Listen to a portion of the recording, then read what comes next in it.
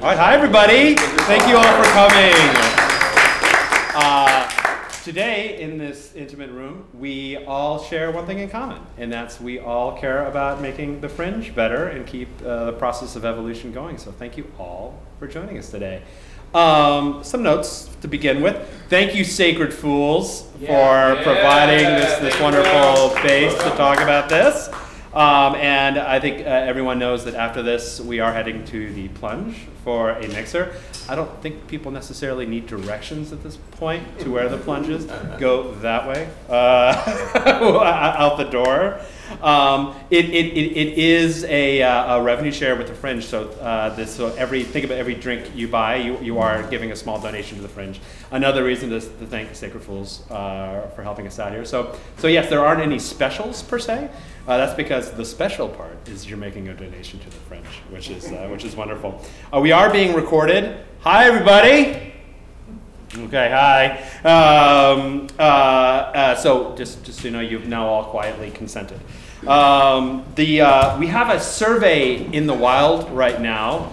So for those of you who couldn't make it, or those of you who would rather write down some of their thoughts, hollywoodfringe.org/survey.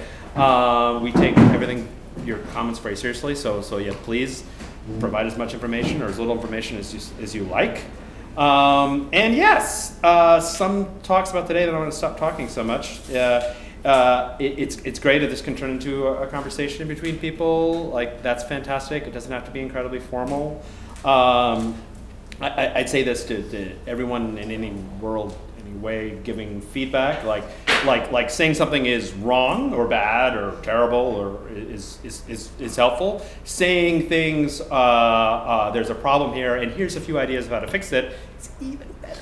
Because and I'm going to be writing down a lot of ideas here, and we absolutely integrate thoughts and ideas that come out of events like this and the survey into future festivals. So please. No idea is bad, except the really bad ones. I'm just kidding. No idea is bad. Let's see. Please be concise, because we all need to get to the bar as quickly as possible after this. And in the beginning, if you could start out with a raise hand just to get the conversation going, that might take some of the chaos out of it. So thank you all for listening to me talk about that. I'm going to sort of try to guide us by topic. Hi, Alex. By topic. So feel free to say anything on that topic. If you're really chomping at the bit about a particular topic, feel free. It can be relatively relaxed.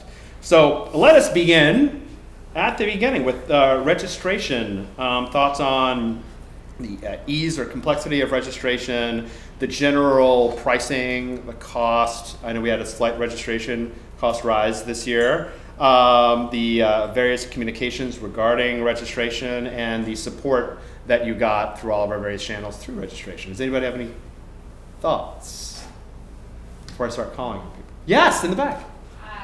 Hi.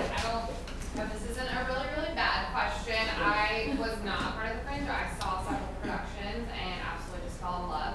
And just kind of wanted to know more. I came because I wanted to know in general, how do I get involved if I wanted to do a production next year and just kind of start the process and learn more. Oh, that's terrific. Yeah, so basically the deal is, the way the Fringe works is that you create a project online at hollywoodfringe.org/ad_project, and there's support articles that go through this whole thing. And you find a venue, you make a booking with your venue, you pay your registration with the festival, and then you officially can, pretty much do any art you want under that umbrella at that point. So it's not that difficult to get involved. I'd say check out support.hollywoodfringe.org. It gives you a whole section of various answers, questions, frequently asked questions, all that sort of stuff. So yeah, we would absolutely love to have you, and thank you for attending shows this year. I'm sure a lot of people in this room appreciate that as well. And we also have workshops at the beginning of the year, and starting in January. And before that. Yes. Yes, we're going to have some. So make sure you're getting our newsletters. Are you getting our newsletters?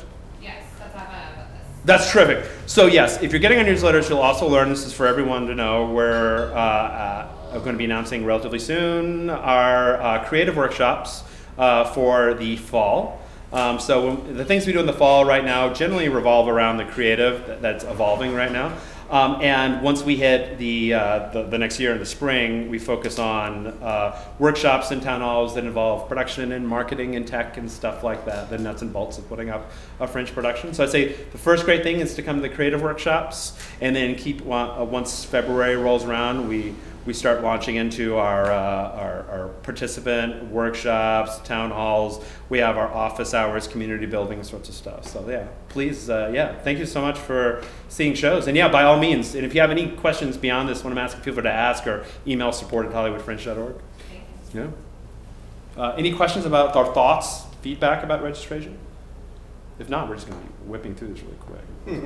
Okay. Okay. Well, let me ask this question. To what extent were you negatively impacted, what a dumb question, by the rise of the registration costs? Because obviously that's something that we talked a lot about. Wow. Yeah, there it is. Wow. There it is. Take a picture of that. Are you getting that? So it went up $50 this year. Because we haven't raised it since 2011. Did that particularly anger anyone besides Matt Ritchie? Okay, fair enough. Okay, well, it's going to go up another $150 from this. Only for Matt Ritchie. Yeah, it's just for Matt Ritchie. This is exactly. They remember my card. Exactly. Exactly. You want to talk about support for a second? Close your ears. You want to talk about support? What was your experience with participant support? I got an A-OK from Matt. I got a middle finger on the money, but Dave gets. I don't like giving money, but as soon as I had a problem, Dave got back to me within like hours. That's awesome. That's awesome.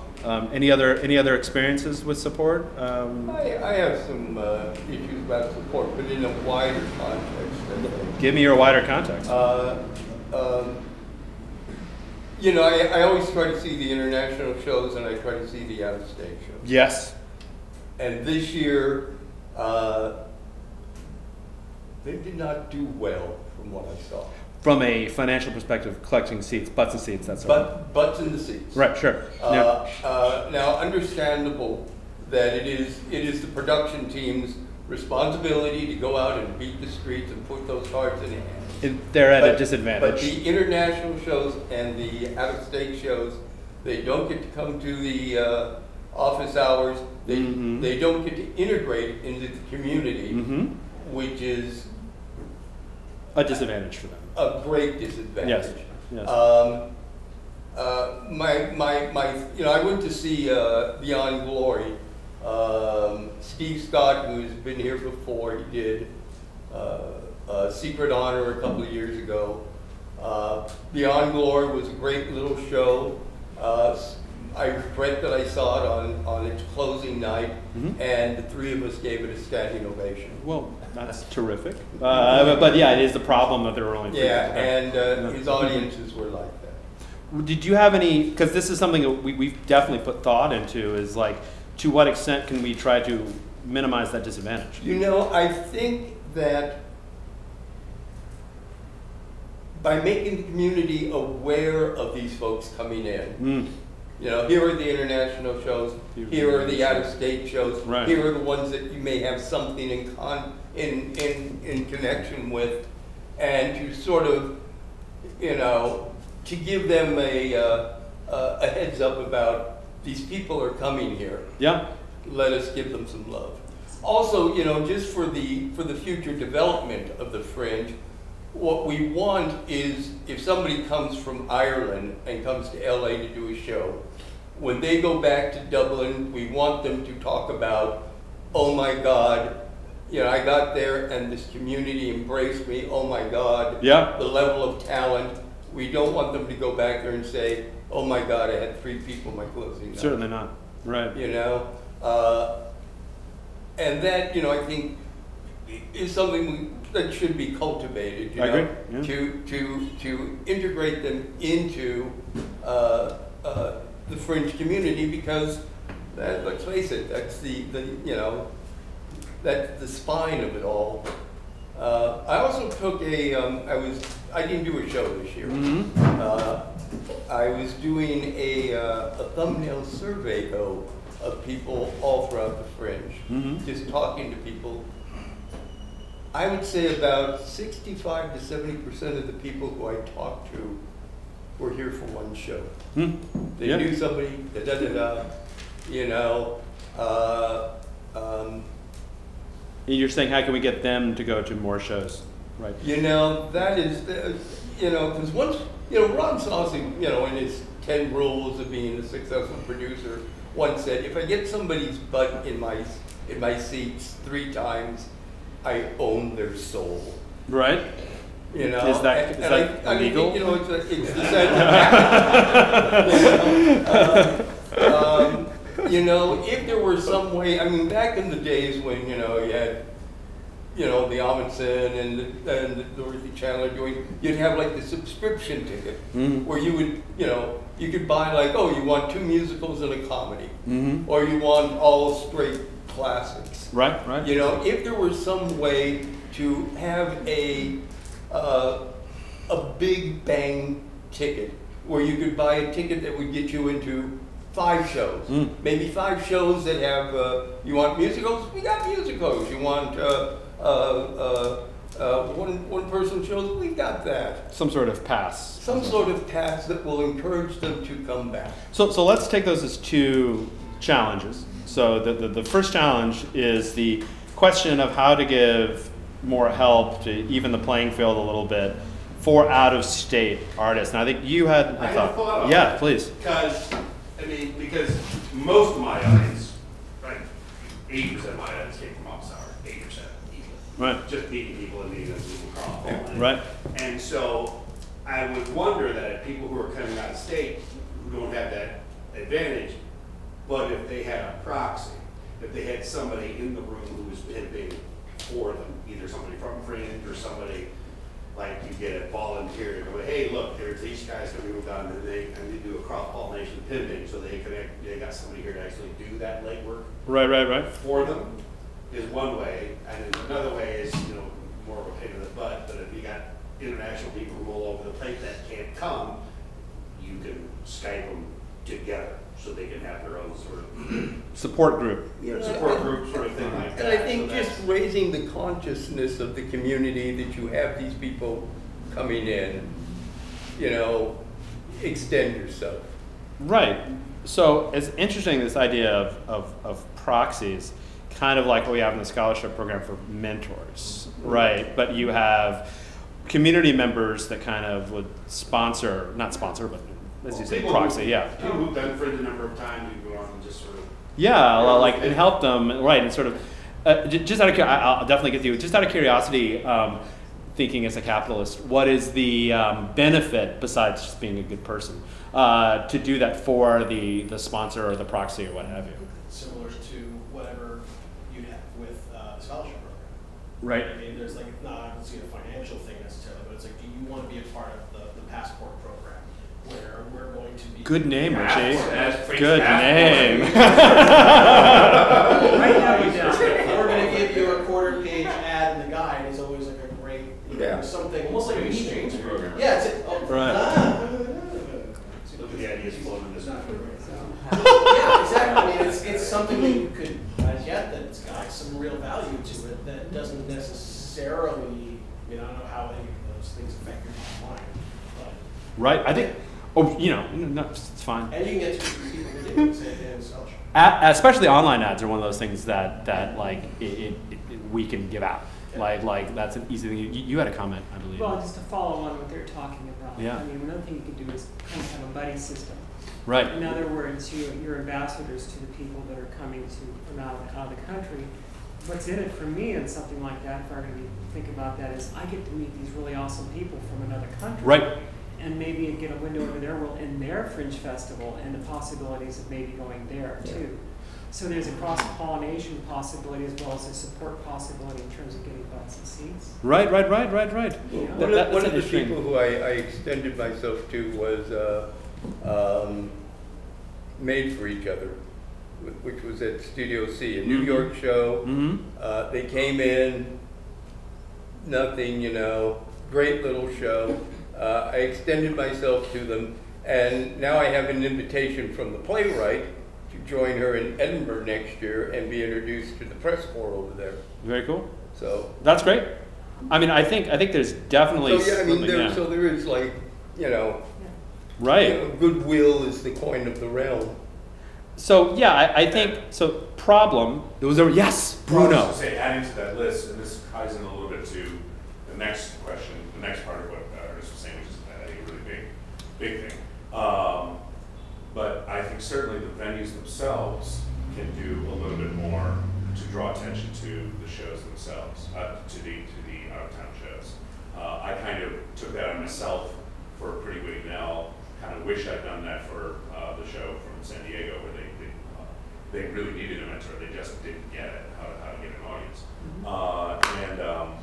But I think that the venues themselves and the multi-show producers, I think just sort of reminding them to maybe find a way. I don't know if the other venues do this, but for the Broadwater, we had a special Facebook page, Facebook group rather, where everybody who was doing a show and various staff who was helping them had their own place to kind of self-promote for each other. Now, I don't know if that, I mean, we only had a couple shows from out of town, but I don't know if that helped or not necessarily, but I would certainly encourage, you know, I mean, obviously it would be a smaller group at lounge or whatever, but I would certainly encourage if you're producing a number of shows or if you are a venue operator to create a place where the people renting from you or being produced by you can support each other. And that was a very active page for us. And I think it definitely helped get their butts filled with each other at least. But of course, the next step is how to get people to not each other. Real quick, is there Thank you. anywhere in the guide or online that necessarily says it's an international show? Because I usually don't know about international shows until awards, and I go, these are all international shows. Right. Oh my gosh. Or we meet someone and it's Like like, a- oh, I'm from Ireland. Oh, Right. I had no idea. Right. You know, whereas it always adds a little cachet if they say, in from Ireland or here from London or, you know, that kind of thing. Yeah. It sort of heightens people's expectations about I the mean, show. there is a little notification that they can put in the guide, but you know, when you're going through the guide, a lot of people just don't even, just skim right over that. To answer your question directly, there currently is no like actual list of out-of-state shows and international shows, and that's, I mean that. But to be honest, that's the easiest thing to do. Because if very in easy. the Yeah, that's the easiest thing. in the registration process, if there's a box that can click out of town, There is. and then it puts you. So then you could do like hollywoodfringe.org/international, and it would give you all of the Yep. ones that are out of town. Yeah, that's in like to directly address something that you were mentioning about just bringing visibility to them. Yeah. I mean, that's an easy thing. Everyone knows you have the homepage and there's the coming next and the find, and then there's the programs. It's like you have the button and stuff like that. It's easy in the world to add a thing there that says international shows, out of state shows. That'd be great. Yeah, and that'll I don't know if it'd be cool for the Fringe, you know, Yeah. it's like that big map with South Africa. That would be- Britain, yeah. Oh. Well, it also gives gravitas to the Fringe. This Yeah. Definitely. Yeah. And one more no-brainer is, I mean, whether it's Fringe Central or Plunge, commit one night or afternoon or something To mix it. essentially the international mixer. International. That's just so obvious. So obviously embarrassing, you know, think of it. Why are you looking over at Lois's shoulder, taking her idea? Are you kidding? She's got. I think international mixer, out of state mixer, like these are also no-brainers. This is kind of combining the international thing with the next thing that Ernest was talking about. I know it would take a lot of thinking, but the idea of saying a certain number of shows that are interested in having, like, I want to be part of the 5-show package. I'm Right. willing to do a percentage or a couple of bucks off.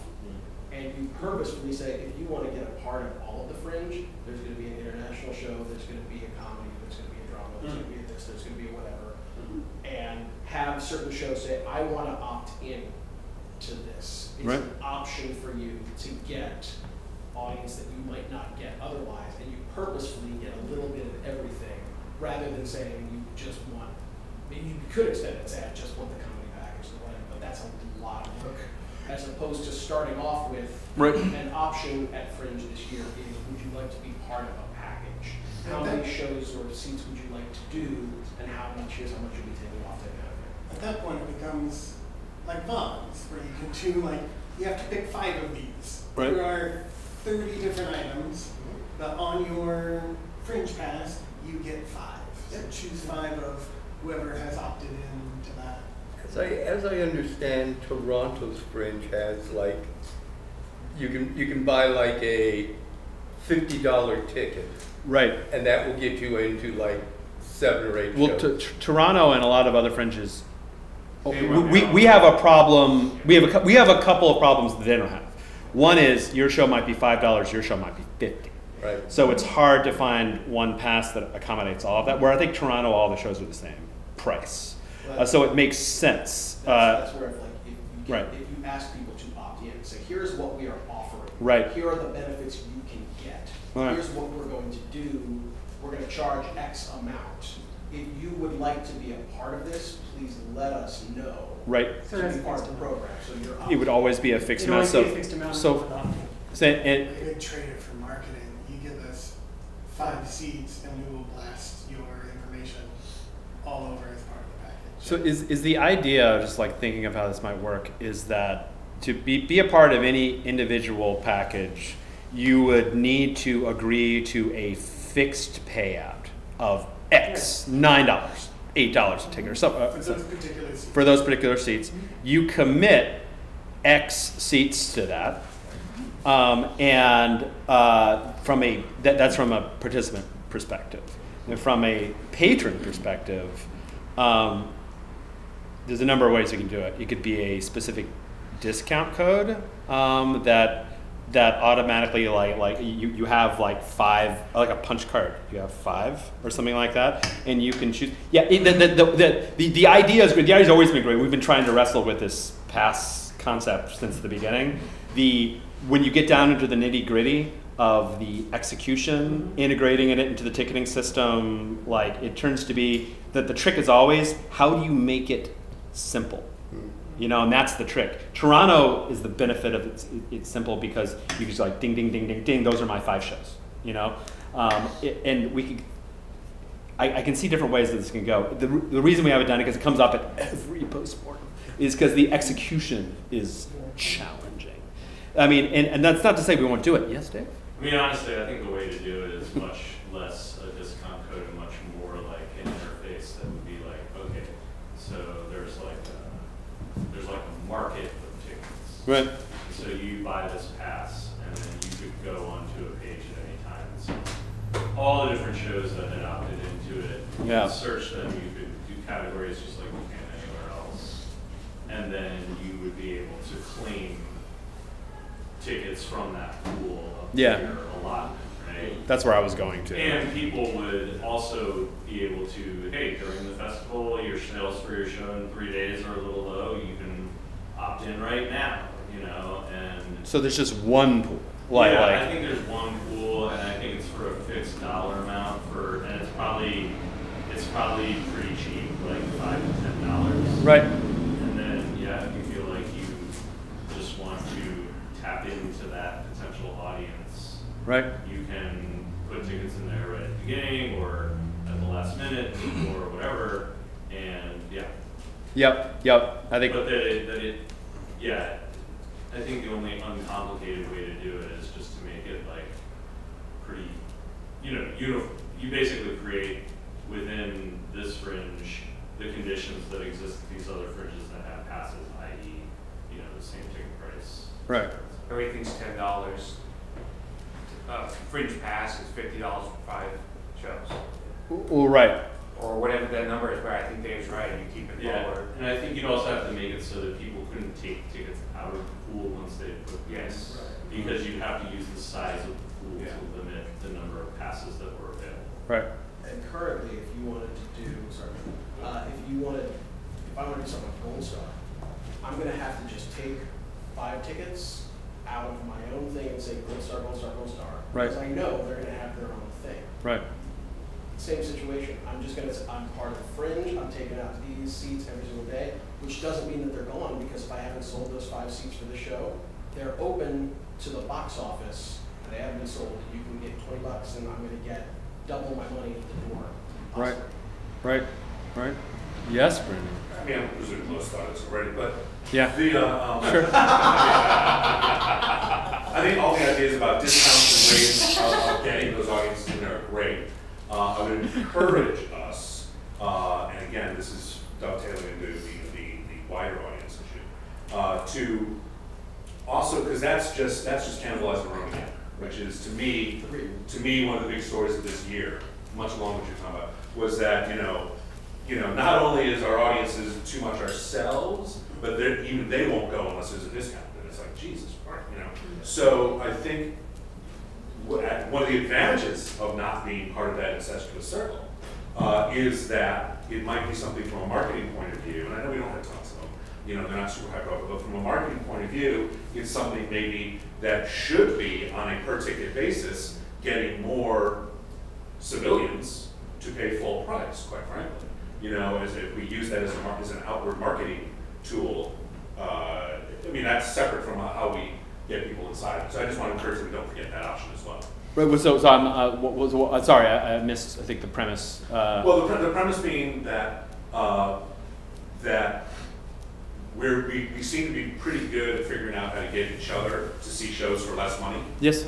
As opposed to how do we get Joe Random to see more than the show that their friend is in. Right. And then leave. Right. Which is the other thing I was just talking about. Right. So I think that the advantage of the non-local shows is that that's actually an opportunity to get outside people.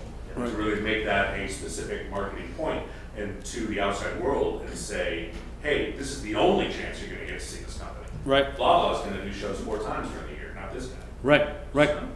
Yes, that makes sense. Wouldn't it be a possibility, much in the same way that CTG has Block Party, that since we have the Pantages, which is in Hollywood, to do a package for their season subscription members, that here's a benefit for you. Is there a way to work with them? Does the Pantages have a season? Yeah. Like you can buy tickets for a season? Yes. Okay, cool. Yeah. They're not too terrible. I actually just met with the director of marketing, so we can establish those. You good? I think there's a way that you can also do a season in a similar way, in the sense of they would go on sale prior to May 1st. These subscription type things, and there would be there'd be a finite number of them, but presumably they sell out, right? And then okay, so there were 100, say, the Map TV, it's a 5-show subscription. So that going into April 1st, April 15th, whatever, that there have been, it's a little tricky, but it'd be like the Fringe gift bag of sorts. But you would know going in that there were 100 of these sold, so 500 tickets, and now that's when people get to opt in. And yes, so you could have I don't know, it's tough because to market it, you kind of need to know what shows are in it. It's inherently unlikely to be that way. Right. Without also maintaining an egalitarian thing for, so which shows get to be part of this season, right? I would say in general, the thing that I was thinking of, what theater do you want to partner with? Because I think the kind of shows that the Pantages does versus here's the 5 Fringe shows you're going to get at Shinsek, is that the right audience space? As opposed to something like Block Party. The people who go to see Block Party might be interested in seeing that something's a little bit different, because the idea, I think, is fantastic, is finding the theater that has the audience base that when they come to see stuff at Fringe, it's going to be like, oh, okay, this is kind of in our wheelhouse of stuff that we enjoy, rather than we're expecting the Lion King, and why am I sitting in this place? To be honest, this seems much more like something that a third-party entity would put together. Yeah. Because the problem there is that we have a really strict policy of neither curating nor advantaging one show over another. And in order to market something like a season of sorts, you really need to, like I said, pick the shows ahead of time, etc. But there's nothing stopping an energetic Bruno or a Matt or anyone here from cultivating relationships with shows and saying, hey, if you give me FringeConcierge.com, nobody buy it. If you give me 45 of your tickets, I'm going to get 5 other shows to do this. Right. And then there's, and maybe not part of myself, 225 It gets well, 45 it gets passes. complicated in the details. Oh yeah, I just think it's tough for us to do just because of both the marketing challenges and the keeping it on the. You guys had comments? Yeah. Well, what they do with Block Party is that you are exposing their entire subscription base to this project. So like at the Geffen, you have the head of audience development is an active member of LAFBI. Perhaps they would be willing to do some cross-promotion of, look, you're interested in new theater, here's where really new theater is happening.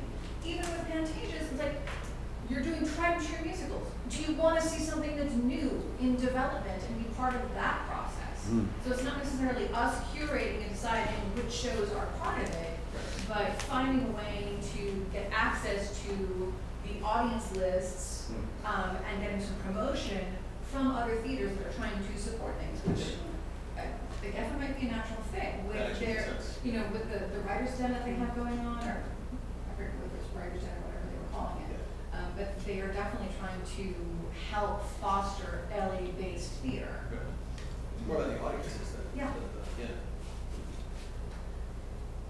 Yeah. Okay.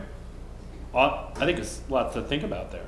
So thank you. Yes. Oh, just one other. Please. I just flashed on something that somebody else said, but a way to sweeten the deal to get people to, if you go the package route with 5 shows, the way to sweeten the deal to get people to buy them is to throw in a Fringe community pin so that they get discounts and drinks and whatever from the. Sure. Yeah. Food and beverage aspects, those kinds of perks. Right. You can play into it, or maybe you buy a day pass or something like that, and you get free drinks at the plunge. Right.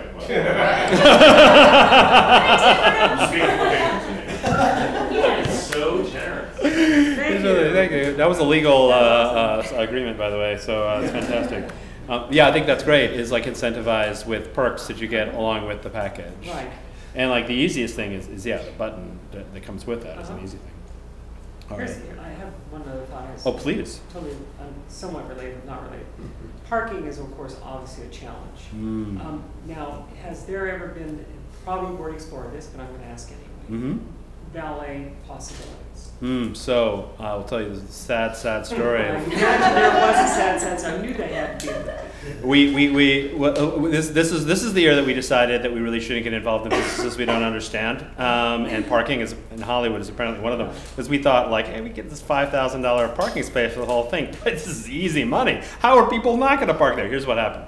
On the days, Friday and Saturday, when people needed parking, we didn't have nearly enough parking, to the point where us not having enough parking was a problem. And all the other days, people would just like park right in front of the parking lot and like point and laugh at us. So we lost thousands and thousands and thousands of dollars on running a parking space. On the question of valet, like, does Fools ever do valet? No, because it's too unpredictable, and right. Valet companies, they want a guarantee, which we're not willing to meet. Even though one out of now again, the advantage with Broadwater and the Fools is people are starting to get the idea. But just to answer your question, we have explored, and this is beyond Fringe. We the theaters in this neighborhood have explored trying to deal with the parking lot 2 blocks away. They're like, we're a public parking lot. I'm like, people aren't going to spend $25 to park and see a $5 show. Right. They do not care. These are businesses, they just don't care. My fantasy was that the Yoshino was going to burn down and that would be a parking lot, but instead they're putting up a Jack in the Box. That's what's going there? Now, I think maybe there are ways that we can be clever about it. We just try to, because trust me, speaking for the sick Fools Broadwater ambassadors, I mean 3 or 4 times this year I had to get my ass between an angry guy from Orange County and one of my interns, yelling at her because he couldn't find parking. So, it's a constant, ongoing sort of problem in that. And I don't see a way out of it other than education, and making people more aware. And, I tell people to park at the pavilions, walk 3 blocks, or just park somewhere where it is easy and take a $2 lift. The rest of it. I think that also part of what would make that better, easier too, is if people are committing to more time here. They'd be less frustrating driving around for parking for 20 minutes if you're going to be here for 6 hours, as opposed to I'm spending 20 minutes to drive to see a 45-minute show and then I'm out. Right. What were you Well, gonna say? back Free to drinks. follow on to that, though, we just went to an event, a press event, up in Hollywood Hills where there's obviously no parking. And Yeah. as a perk to that, they gave out Lyft coupons, discounts. Oh, that's interesting. So if you were to do a bundle, for example, or you had a day of thing, part of those perks could be Can you a get us discount. information about Lyft? Because the only Lyft discounts we found, which was awesome, like 4 years ago. Right. But they were all for first time. Exactly. That was all. And That's- that was left. And that's the problem with Uber and But if Lyft. you is have no sponsor- different. But yeah. This was a discount for going to an event, a press event, And there And was it a didn't have to be a discount first code time for user. that, First time for that user thing. event, yeah. Yeah, I'd be interested in that as well. They had But a- somebody's, they had a but somebody's radius. gotta pay for it. Right. Is it Somebody has to Lyft pay for it. or is it some rich, like Hollywood producer that paid for it? No, Like, this was a PR company. PR company. or a rich PR company that produced for it. Yeah. Like who bought it? Yeah, so the only way, Yeah. that was, they probably were guaranteed a chunk of money for that, which is probably the deal on that. Right. Don't know if it was able to do it so that you, that Lyft says, okay, we'd be happy to give a discount code for people buying bundles. And they didn't have a requirement for X Right. amount. Right. They just like to get into business. Maybe that's a possible, I don't know. Because that's where actually I was going to take it. It was like if we think beyond cars, which I know is hard Yeah.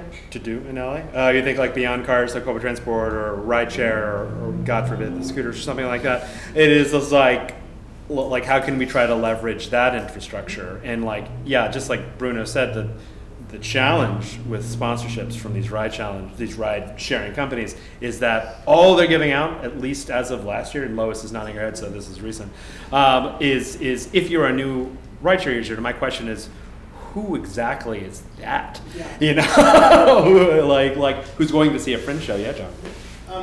Speaking as an East Sider. Yes, I was gonna follow up with you on that.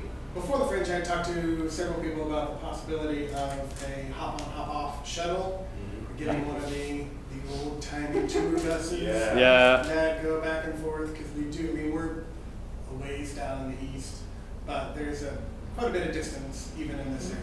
Yes. Public transits, when I was 15, I did that several times, just hop on the bus. It parks right out in front of Thymele. Did you just pronounce the name of your own venue incorrectly? Thymele? I thought it was. Oh, it's Thymele. Okay, there's not Thymele. Never forget I said that. You're pronouncing your. 20 years.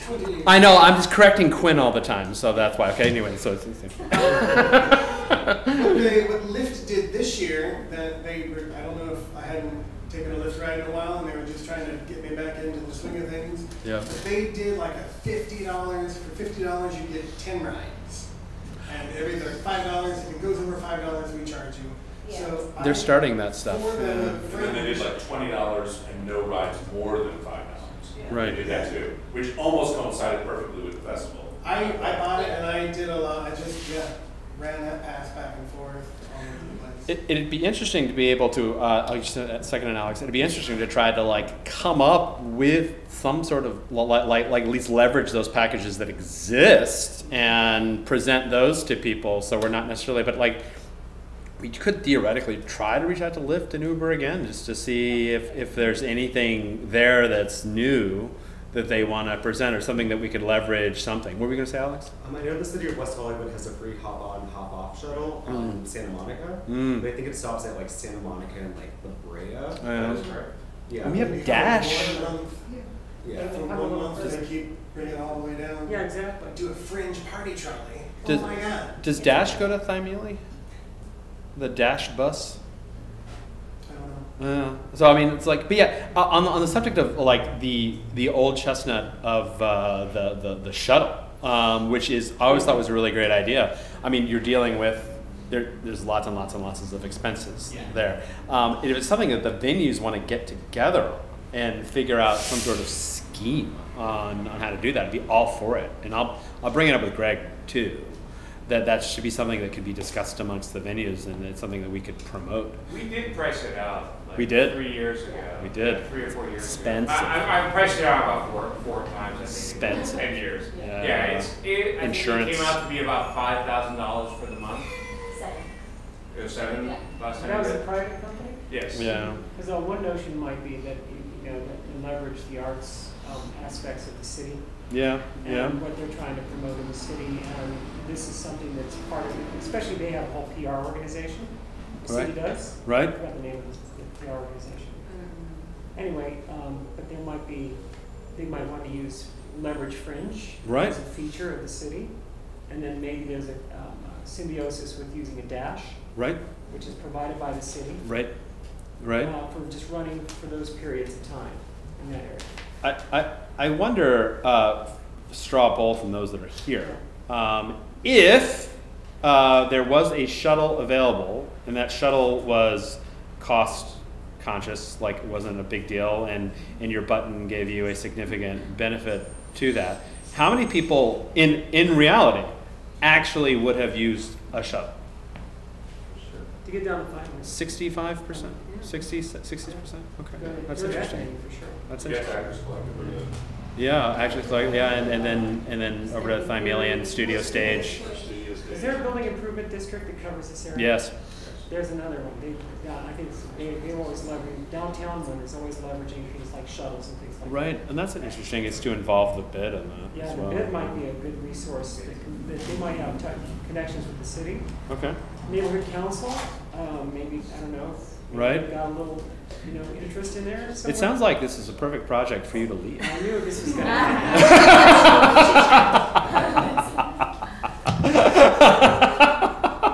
We'll be following up.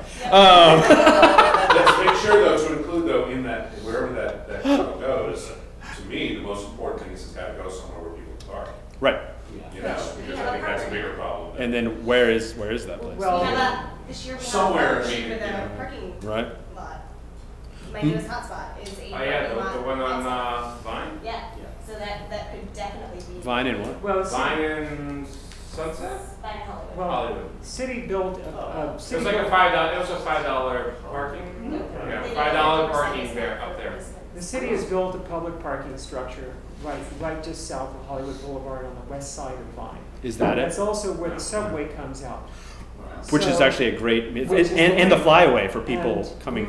We've actually ridden the subway because we live in the valley and we take the orange line to the red line and come in that way. Sure. And we remember the last bit of it is you don't know when that bus number 21 or whatever it is going to get around to you. Yes. On Vine, and so we just ended up walking down. Right. But if there were a shuttle that ran down at least to just Santa Monica and then back again, and at the very least, or maybe that crossed with another bus that ran the other way, and these are all city buses. That's really interesting. These are all city dashes. Yeah. Part of the BID, whatever, and now you've got a good little system there because you want to hook up with the subway. Right. Well, there's a lot of good ideas here.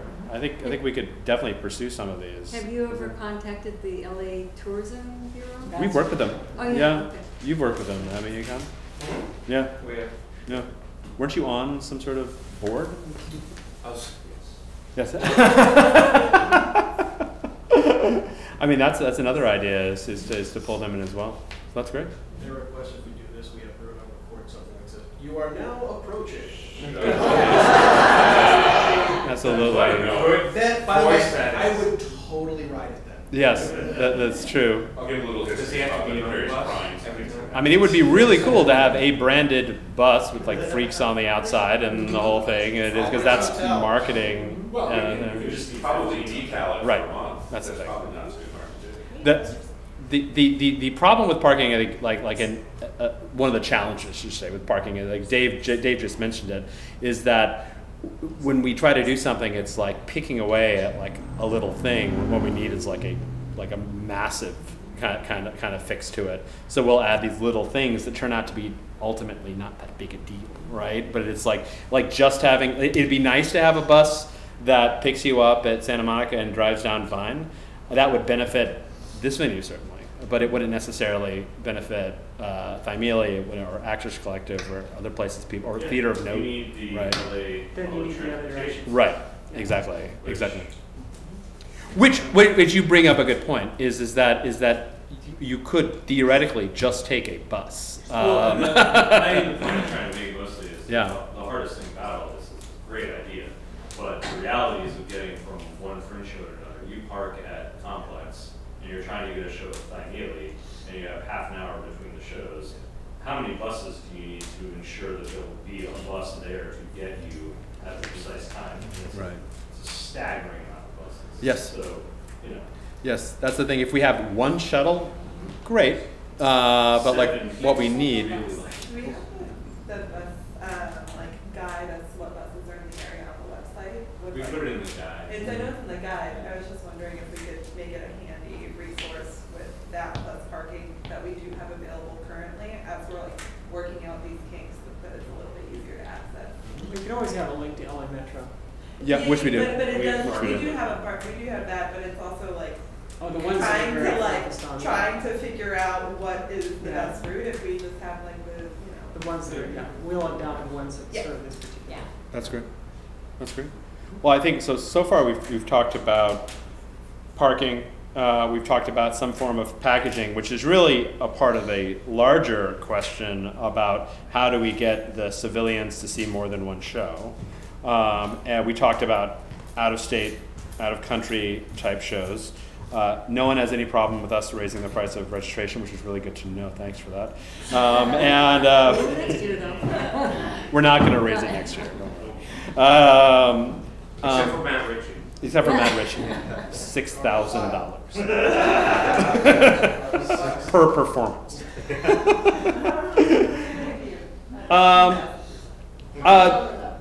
Can we talk about community events and basically more than just events, like the resources that we provide to help you bind as a community? And it could be comments on programs that we already have, or it could be ideas for ways that we can continue this process of giving you more opportunities to do what we're really trying to do. And it's funny, I read some of these articles that are all about like how can the Fringe make more money, da da da da. Yeah, that's all nice and stuff. But if you look at our statement, like of our mission that we actually gave to the IRS, our mission isn't to sell tickets to theater shows. Our mission is to create a community of theater artists, and that's fundamentally what we're trying to do. So that like everything. So Richie is raising his hand. He has an He's a thought. I recognize already what a ridiculous thing I'm about to say. Oh. Here we go. Live stream it? You're on. Please. Me. But here's what I know. There's a group of people that do all of the office hours early on. Yeah. Hey. Yeah. By about the middle, there's all these people I've never seen before, never met before. They're like, I didn't do any of the office hours. I don't know anybody's whatever. Is there a way to do one or two specific, like we have blocked out time at the Hudson? Again, I recognize all the problems with this. I'm going to block out time at the Hudson to take all of you people who weren't listening to us and weren't going to all the office hours, and we are going to give you that 1 3-hour block, and you should all show up. We're going to give you that opportunity to do the thing that you didn't get a chance to do. I'm not saying this is a good idea. I'm just saying that it's one of the things that I know was an issue and has been an issue with people for some years. Are you talking like a workshop, or are you talking about like an office hours during workshop mixer during the festival? A little mixer of everything, yeah. Because I feel like there are some people that come in who, through no fault of the community at all, they don't get involved in all the stuff that is very helpful at the beginning, like going to the office hours and going to this. They just get in. And they're like, why is everybody selling out their shows and no one's coming to see me? Oh, I didn't do any of these things. And there's a large group of those people. Is there a way to have a thing in the middle, sometimes a Fringe, to say, by the way, anybody who didn't get a chance to do these things early, and by the way, that could connect with some international as well, we're going to specifically have a mixer of people for this 2-hour block. Because otherwise, it's, we're all going to hang out at lunch and we're all going to go to Fringe Festival, but we are dedicating this to latecomers, for lack of a better word. So like mixers that exist outside of just the previews and outside of that time, but during the Fringe, maybe having 1 or 2 additional mixers. Yeah, to kind of bring in people who might have missed things for either no fault of their own, or they got to the party later, or whatever it is. It's funny, Ellen and I were talking just recently about she's probably thinking about this problem right now, or challenge right now. It's the challenge of Fringe run events during the Fringe. It's a strange irony in that, like, we can get 300 people to come to an office hours in May, but fuck, we can't get them to do it in June because there's so much other people seeing shows. They're producing shows that's not on their radar. It's in flight. So in a sense, you might notice, well, the veterans would notice that we didn't have as many during Fringe events this year, and no one came up to me and said, "Wow, I missed those." Because totally makes sense. Yeah, so I'm not saying your idea is. Con might be saying your idea is bad. I'm not saying your idea is bad. I'm saying there are challenges in that, and my question is, if we did that, would anybody go? Well, let me put it this way. Straw poll, completely unscientific, people in the room. Who showed up for your event in July? It's hard to say because you're here, so you're a comer, and so you're here. So it's probably the wrong crowd to ask. Correct. Right. So never mind. I'm not even going to ask you.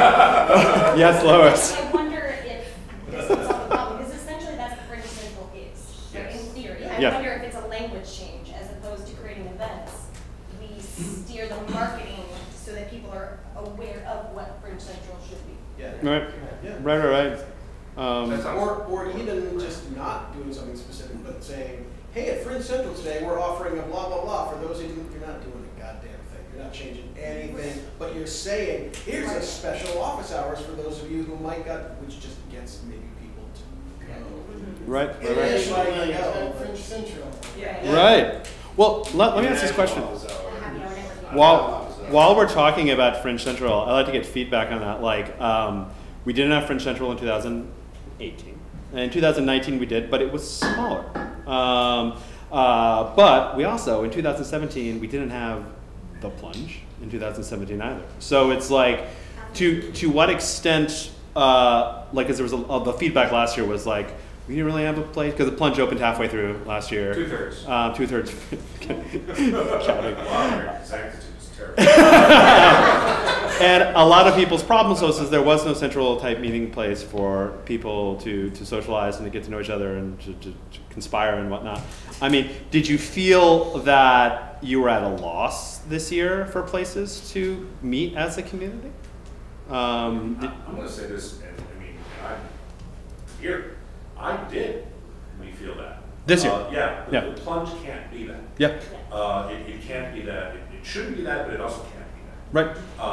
And so, I mean, I think even though it was tiny, I think the central idea of what Central is, where you can really get information, where you can get material, you can get swag, is important, even if it's not as effective as a commingling marketing place as it has been when it was larger and bigger.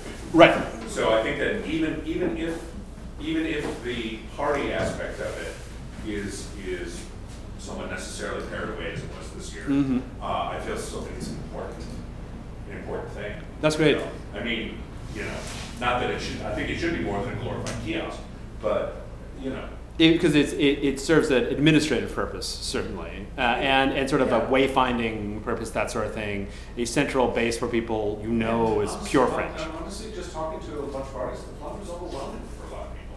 Because it was so many cool people? Yeah, I mean, So loud. that's No, I was going to say, you get a bunch of extroverts in a room and add booze, and the decibel level gets up over 100, it seems like. Yeah. And It that does. was happening in both bars. Yes. And the challenge of that is that I wanted to relate with people and love these venues, but I couldn't literally hear people. Right. So that we could actually communicate constructively about maybe we wanted to collaborate on. What's the solution I'll make besides having a Myers-Briggs test that people need to take on the way in and only allowing introverts into some? And Sign that says use your voice. I don't know. And they're wonderful venues, but maybe there's a way of, I don't know. Maybe there's one of them does have an exterior area where you can bleed into. Black. And that you can get a little more ability to talk. Well, St. Felix too. It comes down to square footage. Yeah, I know. How It's a often challenge. I mean, down at the Mealy when we do the weekends and we do the hard push, we open up that common room. Right. We only used half of it, and when it got full with 100 people, it was still comfortable. We never ended up opening up the full room. Right. That was a pretty comfortable room to talk in, though. Yeah.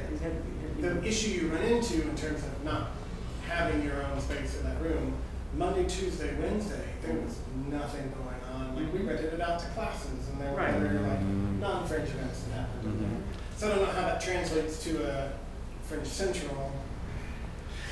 One of the benefits of of the Dragonfly when we did it there for 3 years was that there was this outdoor space, and the outdoor space has a tendency to. I know you're thinking about a tent right now, so just stop. Connected to that, there was a big year before that when it was outside the post office. Yeah. The more kind of open it is, that's true. the better it seemed, because it just seemed like there was more space to breathe. More space for sound to go. Exactly. So you could have these conversations. Yeah, we get a bounce castle too. Huh? Did we get a bounce castle? Yeah, that's true. Bounce castle. Golden with the ideas. Well, obviously, it's like we're always on the lookout for great community gathering places. We are severely restricted by geography and economy. Absolutely. Yeah, so and it's just like, hi, I know Hollywood is one of the most expensive places in the world, but can we have your entire facility for 30 days, please? And can we do it for like $7,000? Yeah. They're like no. So. Like anybody in this room and anybody listening, like, yeah, if you have venues that would be amenable to that sort of arrangement, we're always interested in learning more. Tents and outdoor places like the parking lots. So they're just doing it in a parking lot. Okay. But you need parking. We need restrooms, generators, heat, overnight security. It all adds up.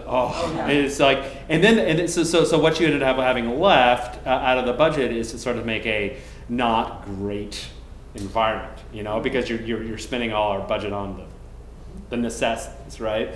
So, and even then, it's like lot where. I know people are going to mention lots around here. It's like, yeah, we know we're not going to get that one. We're not going to get that one. We're not going to get that one. The lots that we could get are 15-minute walk from any major theater. So it creates even more problems. Now no one's going to go. So which breaks down the whole concept of a community gathering. But Fringe Central is a difficult problem, but Matt is about to solve it. Did a show in her apartment 2 years running. Apartment 8. Right in the middle. If we could get her to turn that in just for. We taught her. She doesn't sleep anyway. She doesn't sleep. It's just fine. Yeah.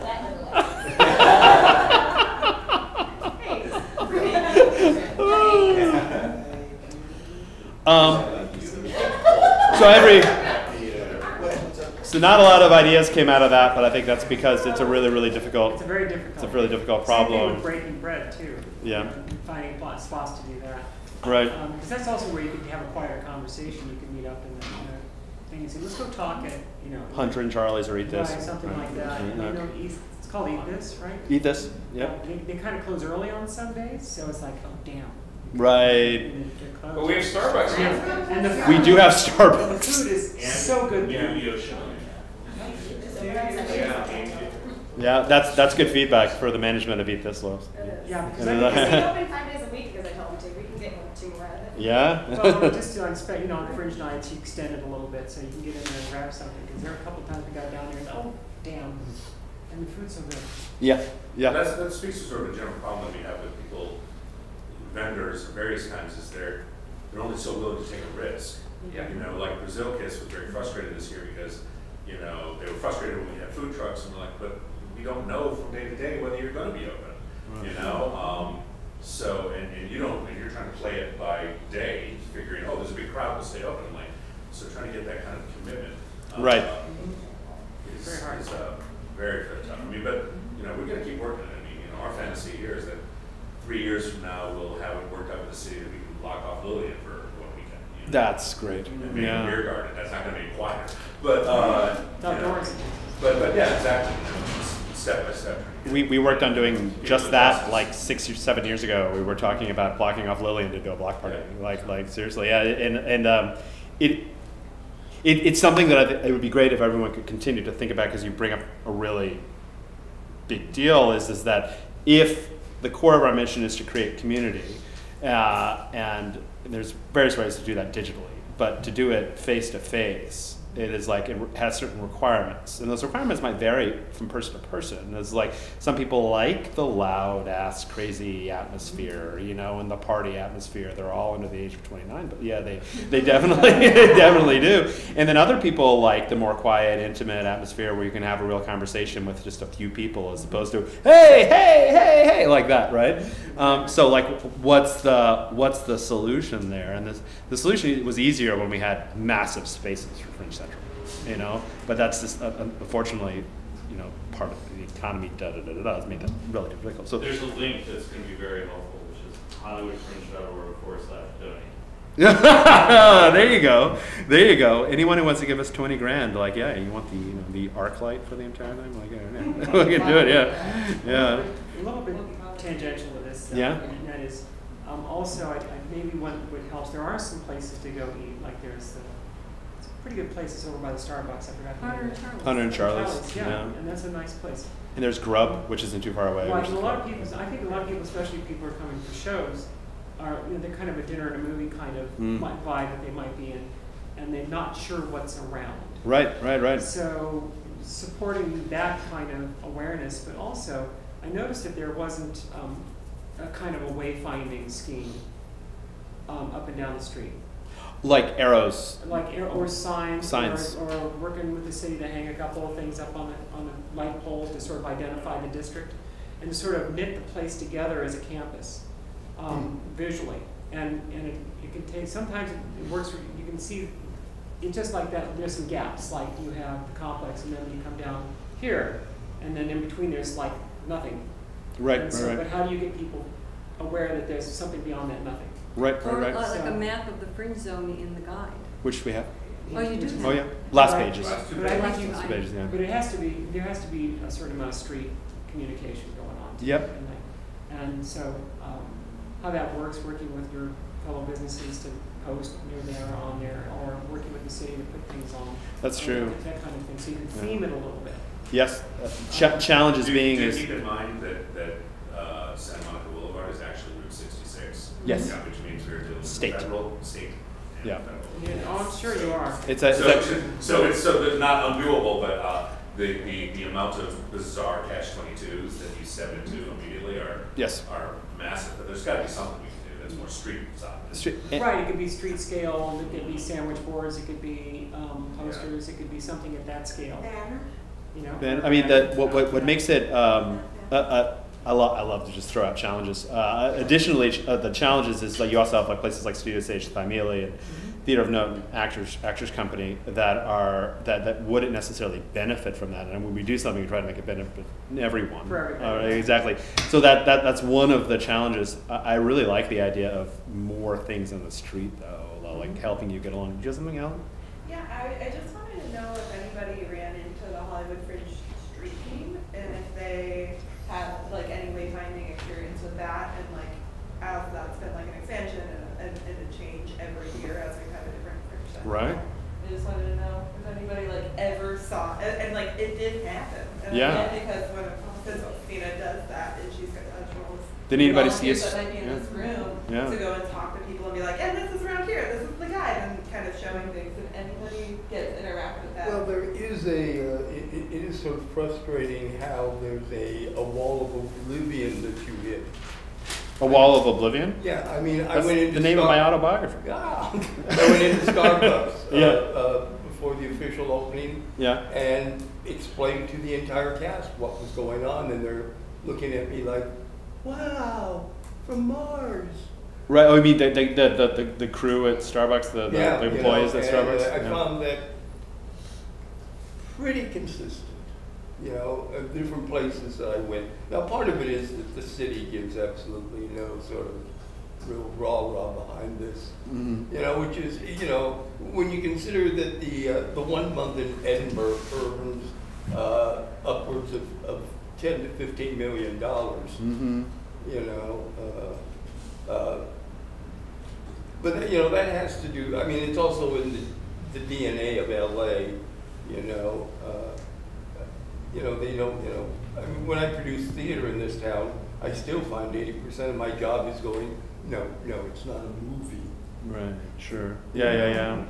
just raising that consciousness. Right.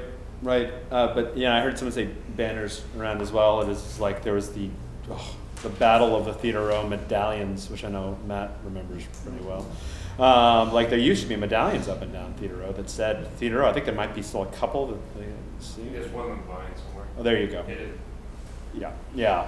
So we run into this state, not city issue, which is a lot of our venues are on a state-run road, a state that is even further removed and oblivious to what we're doing.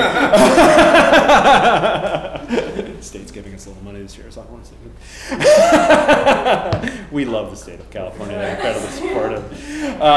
But yeah, they obviously are incredibly budget strapped versus the city, who is engaged with us. We work with the city quite a lot, but like from a geography perspective, the road that we're currently against isn't their business. So yeah, like it would be great if in June, like every time you drove down Santa Monica, like it was like small town USA where it's like banner, banner, banner, banner, banner, banner, banner, and all that sort of thing. That would be great. I mean, that would help everybody. Unfortunately, the best we can do is work with the city on the pole sign stuff. We can't even get those pole signs on Santa Monica, right, Con? Because it's not right. It is not a city. Because it's not a city-run street, and the city runs the pole sign program. Correct. So yeah, it's challenging. There's challenge. I love to throw out challenges, but this is like it, and I'm sure there's ways we can ultimately crack these things. Because fighting City Hall is so easy. Or the modality that's disruptive to it, that goes kind of flies like Uber, Lyft, and everything. Obviously, they're with taxi companies and there's jurisdictions. What are they going to do? There's nothing on the books that says you can't. Absolutely. So maybe there's something you look for that's a loophole kind of thing that the state says, well, let's say we can't do blah, blah, blah. Right. Maybe it's a little bit of bus wrap on the corner of a building or something like that. Right, exactly. And we're talking to Metro. We've talked to Metro. We might, because we had a couple of like bus stop signage type stuff this year. I think we want to expand on that pilot program that we have this year. But it's stuff like that. It's like you find the wins where you can like get your brand in front of people's faces in a city where everyone is trying to get their brand in front of your face, right? But it's like, no, but we're the good guys. I mean, it doesn't really.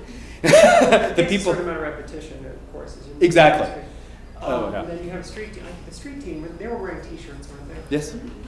What color were they? I thought I saw one. You're right there. They were either white or tie-dye. Yeah. There you go. I would recommend something like bright lime green. Bright green. That's a good note. So you can see that person out of the crowd all the way down the block. Because I didn't know, just glancing at that, I volunteered. I didn't, it didn't. I know, but I'm looking at it, it's just like, if I'm walking and I'm 20, 30 feet away from somebody, and I can't tell already that that's a street team person, right? Then I don't know if the T-shirts are. I think it's a really valid point. I'm going to go up here, and then we'll work our way down. Building on that suggestion, I might say, in addition to having to be bright and beyond ugly, visually discernible, just said, ask me for help about the fringe. Right. Keep it simple. That's good. That's a really good note, actually. Yeah, because it's more than just saying volunteer. It says, ask me for help about the fringe. I think it's really good. Yeah. Working our way. Well, the fringe shirts not only say volunteer, but they have the freaks on them. I think if those were each colored, if they're colored, so that they stood out when you see them from further away. The mascots are actually in costume with them, you mean? No. The people that are, the volunteers that are going out on the streets, I'm talking about the volunteer shirts. Right. If they have the fringe freak colors on each of the fringe on the team. I see what you're saying. To ask me for help. Because I got a lot of questions and comments from people about various of the shirts that I wore that had the freaks on them. Oh, gotcha. Okay, good. Yeah. That's good. Although when you want to make sure that you have a team, like a sports team, you want them all to be the same color. Right. So that you know they're the team. But you could have different kinds of teams. Yes. That could then leverage those different colors from those different characters. And then you know which team is which. Yes, that's true. Yeah. That's smart. I like all of this so far. Bruno. I would also point out that if you're going to do 2 things, one, coordinate with us on the color. Yeah. Go to the same color because we change our color every year. You do. And then and maybe the same color's not a bad thing. But also, I mean, the thing with the t-shirts alone is that, I mean, people have just Fringe t-shirts around all the time. Right. So what's the difference? You know what I mean? I don't know that I would necessarily know the difference between a Fringe ambassador and just somebody wearing Fringe swag. So we need to make sure that is really clear. Lois just pantomimed signs. I like having signs. Yeah. I think signs like protest type signs, which I think everyone has at least one now. Sorry, bringing my politics in. But yeah, I think signs are pretty good ideas. To say, "Ask me for help," something like that. And so I think that's a really good idea. Any other? We could also, I mean, they could take a bit more aggressively active role in just promoting, going up to a line that's in front. Is everybody here for this show? Y'all here for this show? Right. What are you doing afterwards? Oh yeah, sure. Yeah, well, over here we have this show that's a half an hour and a half from now, DDD. If you want to get someplace for coffee, you've got this. Right, which I think is kind of what the street team raison d'etre is. It's just right. You're going in. But I think to Ernest's point, Stina's not here. Is that the street team is more passive as opposed to aggressive. Like, so we're like, ask us a question if you want. It's not, do you have a question? Do you have a question? Do you have a question? It doesn't really do that like mall greeter thing. Be a lime green T-shirt commercial. I think it could be more like asking people questions, but we obviously need to be careful about cannibalizing audiences. But yeah, it's an interesting sort of mind change in how the street. As I said, I was surprised by most of the people I talked to were here to see, Steve's show. Right. Yeah, what have you seen prior? Right. No, we're here to see Steve's show. Right. And which I think is Dave's #1 question on support. That is sort of like I think that to me is sort of like the big nut to break, Right.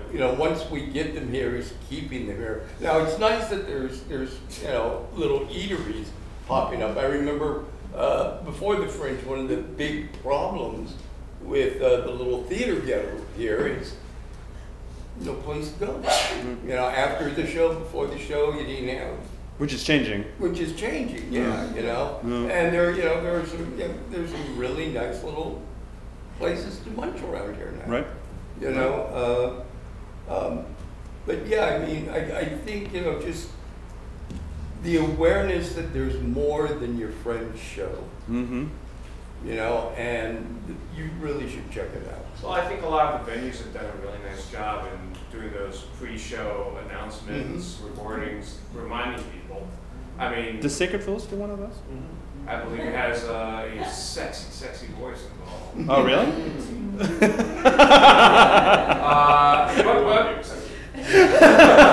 But not only Sacred Fools. I think Studio Stage has one. Mm-hmm. Most venues do. Yeah. We all have our stand. Exactly. Right. And I think another thing that that shows can do is, which I've seen in the past, is that, you thank your audience, come have a drink with me. Also, here are the other shows that we're working with. You may like, which I see when I go out to shows. So I think people are doing it. It's just a matter of people are just want to come see their friends show. Well, I mean, already, if we ask people like how did you learn about the Fringe, like the #1 reason that I saw my friend's show.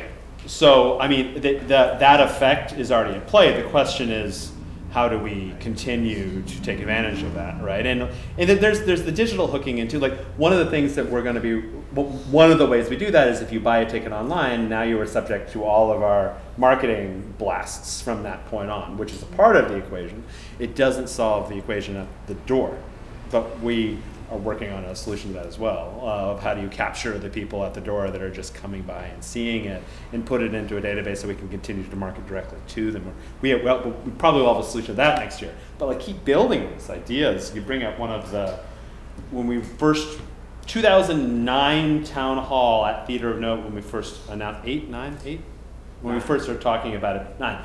We talked about like the fringe effect, and we still talk about it. And the fringe effect is, I go see your show, my friend's show, this guy sees this friend's show, and now they're starting to share because now they're in like the collective, they're in the thing. Like that is the goal. The ultimate marketing goal is to get them in because they know Stephanie who has this show, and then they're in and they're seeing like the materials and like what's going on, and like this is interesting. Now they want to see more shows, right? That's what we're trying to do. That's sort of the marketing masterstroke behind the whole thing. How can we continue to leverage that, and how can we to like trap is the wrong word, maybe it's not, within the fringe sort of like ecosystem. Like how can we keep? That's the big question. Yeah. Well, it's funny you use the word trap. The word that Pedro and I at least are tossing around. Ensnare. And that the fringe was in some respects, but not in others. The plunge was right. Is sticky. Sticky. You know, right. We we're all one community, but obviously within our venue and our renters, we want to promote their shows as much as possible. Sure. Since I agree 100% with the Fringe's sort of ethic of not one more than the other. So, but obviously within ours, we're trying to get our space to be sticky and keep people here to see another show. Now, the bar keeps them here after the show. Right. But it doesn't get them to the next show. So we're going to be a little more aggressive about, interrupting music maybe and saying, hey, in 10 minutes, this show is happening, and bum, bum, bum. These are things, right. These are ideas that, I've stolen from Edinburgh and other fringe festivals that I've been to, which I think, one way, and I don't know, I'm sure, again, since these are ideas, figure out the challenges of it later and discount if it's challenging. Definitely. In the programming, in the website, if there's an easier way for patrons to not only see, right now it's good because if you understand how it works, you're opening it up and you're seeing literally what's next. Yes, yes. But unless I'm really a fringe, nerd, I don't know where those spaces are. I don't know where they are in relation to where I am. My experience in Edinburgh is that after I saw the shows that I was getting to free because of my association, most of what I saw was literally within 20 meters of where I was having a drink. Right. Because it told me. Right. This venue is, 10 feet away. This venue is 4 blocks away. And I'm like, fine, I'm right across the street, let's go. So, and also though, one of the things there is, I think the site made it a little bit easier for very last minute purchases, but I understand how that became very tricky. So I'm just going to throw that out as one way to kind of keep people in the neighborhood maybe. I think one of the things that we might get back next year is a mobile app. Just gonna say. Yeah. There was a mobile app. People know it's the story. It's just we are in the process of working on a patron-focused mobile app, and you saying that gave me kind of an interesting feature idea. Is that the app knows that you're seeing a show at this particular time, and it also knows how long that show is. So after the 45 minutes of the show site, what if there was a push alert that said, hope you enjoyed that show, click here to review. By the way, did you know that there are 3 shows starting in 15 minutes right near you? Something like that. So people get the push alerts on their phone. Like the more and more I think about the app, the more and more I see push alerts as being more and more important. Yeah. I'm trying to think in terms of, I'm not sure how much that's going to do for a friend of mine who's coming to see my show. Yes. So how much of, I know when we go to other festivals, like if I'm going to another city to see something, now I'm more open to, I'm here. Right. I'm going to go do this. I'm here for the next 10 this, hours. this. Right. Now, obviously I don't know the specifics of who is attending the Fringe, but how much is there about really trying to work with tourist bureaus and saying, pushing the Hollywood Fringe as a connection with some tourist groups or whatever. If you come in June and try to push it for outside groups that are specifically here to see theater. Because when I'm going to go to somewhere else, if I'm going to go to Edinburgh, we all know why I'm going to Edinburgh. Sure. I'm there to see stuff. Yeah. If I'm living in LA, a friend of mine's got a show, I might be interested in this, I might be into that, I'm not really sure. But if you've got somebody who is specifically here to see theater, right. I don't know what that would be in terms of how you would be reaching out, whether you guys have already done that, but that might be a way to bring in people that would be more conducive to making sure that people are like, oh, now I want to go see another thing that I maybe didn't know about, as opposed to people who live in LA are like, I want to get on with my day, or people who are like, I'm here to see theater. What do I got? Like how to keep those guys in, Yeah. to keep right. Yeah. A related issue is schedule Jenga, where there are a lot of shows. I love that term. Okay, good. A lot of shows that I wanted to see, but I couldn't because I couldn't quite figure out how to make them work with all my other commitments to see shows. And as the Fringe goes on, our schedules are accumulating a lot of obligations or commitments. It becomes harder and harder to add any particular new show. And sometimes my calendar would be like this mad scientist diagram of if I move this here, I can go see this and this and go here. What if on the website we had a wish list? Like, here are the shows I'd like to see. I know this would work for you. No, it's it's right there. Like figuring out schedules is something that's hard for people but easy for computers. Yes. Is it possible to say, here are the shows I'd like to see, figure out a possible way to see all of them, and here are my constraints, like I have a job, so I can't see anything. It's harder for computers than you think, yeah, we actually, okay. I apologize, everybody. I know everyone misses the scheduler who had it in 2018. So there was a specific mini app on the site that was in beta. Oh, sorry, I should have said beta because it was half broken. That basically did that.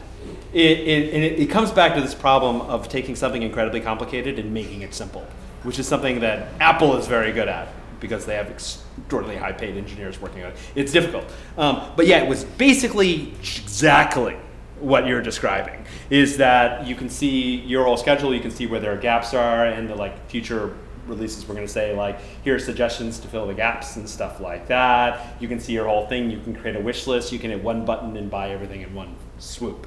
That existed. It had some technical problems that I just didn't have time to get to fix, so we're like, don't look over there, it's not really working. But next year, that will be back. So the scheduler will be back, and we'll do that, because I know I saw some of the scheduling solutions that people came up with. They were spreadsheets and stuff like that about how they do it. Obviously not ideal, and a lot of it looked pretty complicated.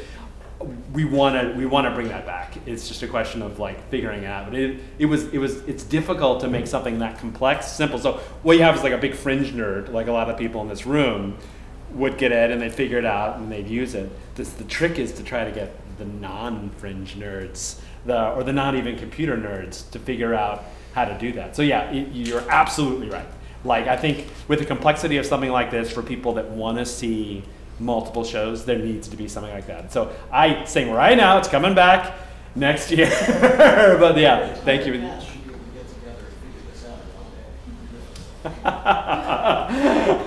But you're absolutely right. That idea of making the scheduling process easier is a big deal. Yeah. I think we have a hand up here, and then we'll come back. Yes. I don't know if anyone's been to South by Southwest, but they have an app just for their festival, and my friend and I were obsessed. It was extremely helpful. It had a lot of these features. Yep. And everyone was very dedicated. So I just wanted to say that comment. I felt like it was really helpful. Yep. Scheduling and looking what was available and what sold out, and then them promoting having favorites. So that was amazing.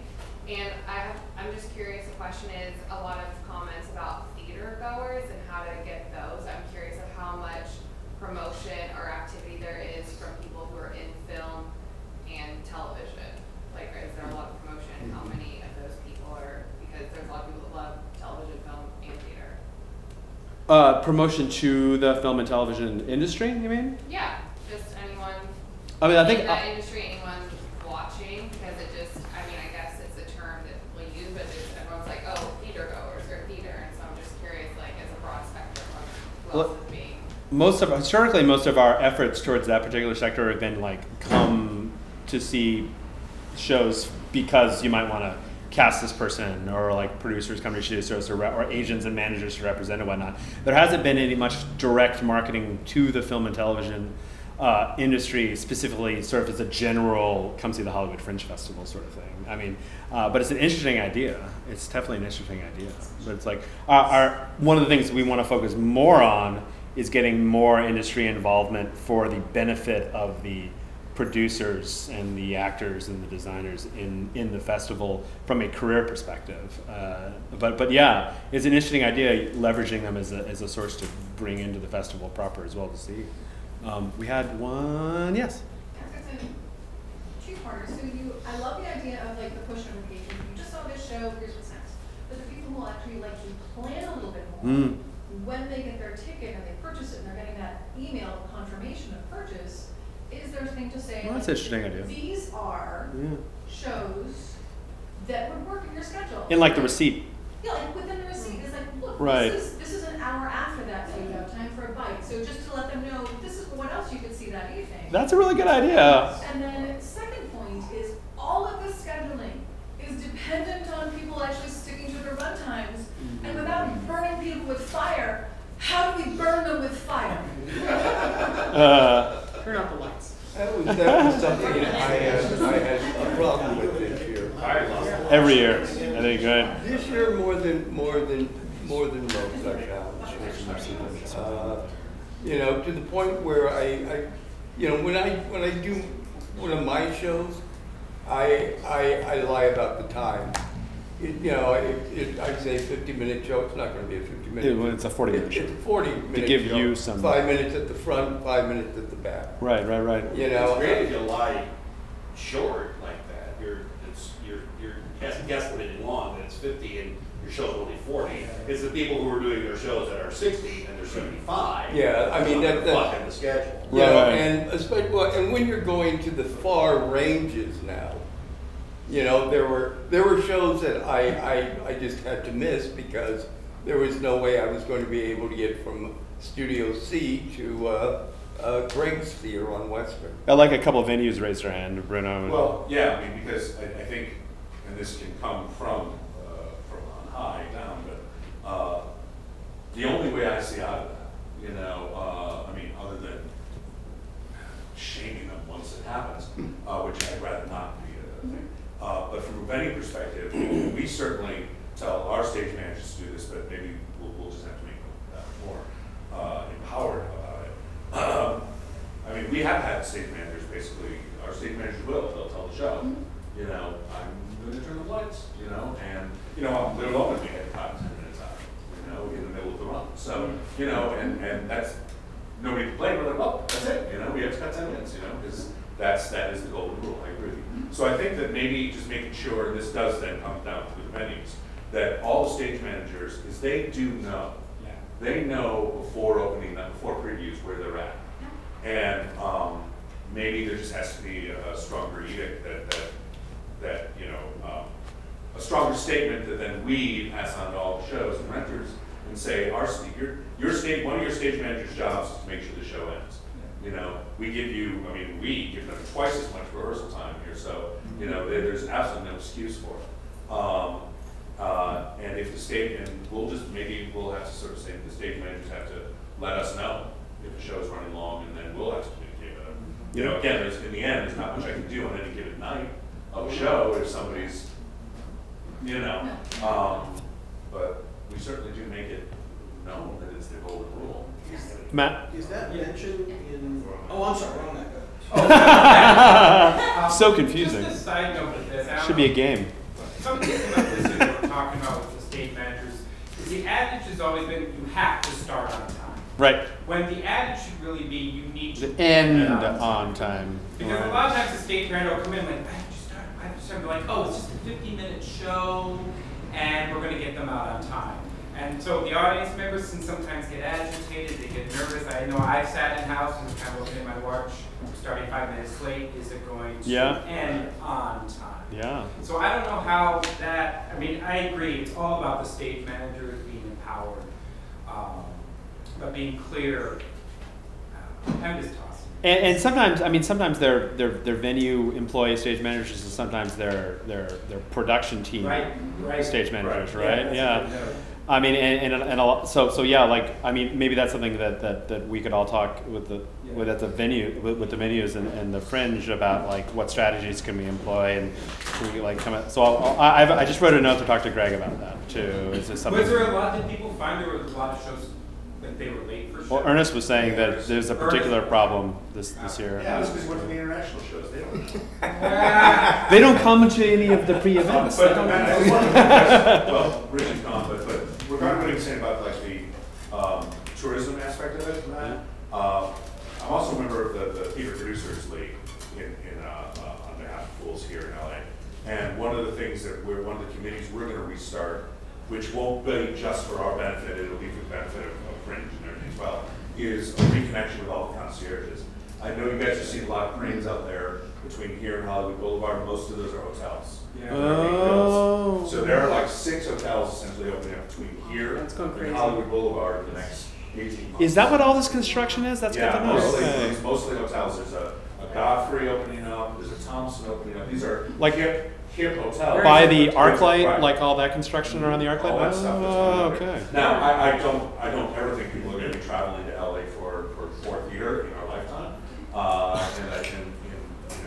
feel like the Pantages would like us to just not exist.